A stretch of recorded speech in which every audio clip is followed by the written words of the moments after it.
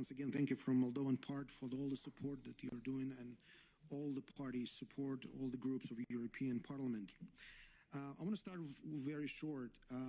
Probably you all know about the numbers in the Moldovan Parliament, but you have to know that there is 75 out of 101 parliamentarians in Moldova today that went on the parliament elections with pro-European messages. That means about 75% of the people, 70% of the people in Moldova already vote for European Union and European integration.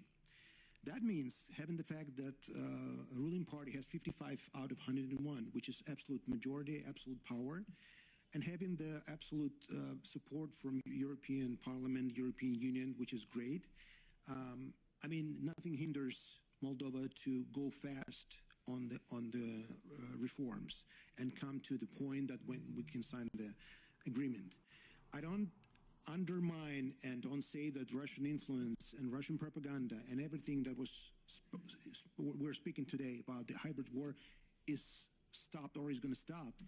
But from the last elections, when absolute majority of people, 75%, didn't look at the Russian propaganda, that means it doesn't quite work anymore in Moldova.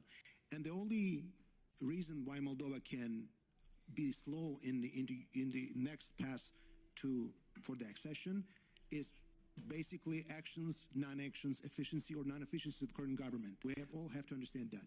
In the meantime, we have about 360, about 380 laws that have to be passed by the end of the year.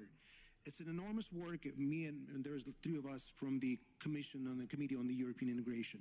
I mean, we will do everything possible, and opposition, pro-European opposition, votes most of the laws with EU stem.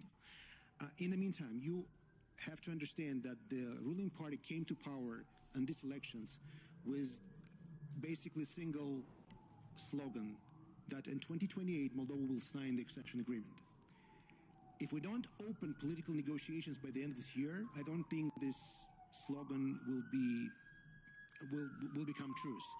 So I believe one of the tasks, one of the homeworks for European Commission and the Parliament is to make sure make everything possible that the negotiations will start. That's the first thing that we need to do together. 99% of the work that Moldova has to do by themselves. Homework is ours. The job is ours to be prepared, to make the reforms, to adopt laws fast but very quality. But in the meantime, we need several steps from the European Union. First of all is the opening accessions. Second of all is Transnistria. Transnistrian case should be somehow on the agenda because we don't want to wake up before they sign an agreement and EU Commission will tell us we have to solve the Transnistrian case first and then you enter EU. That may end up that we will wait for 5, 10, 20 years.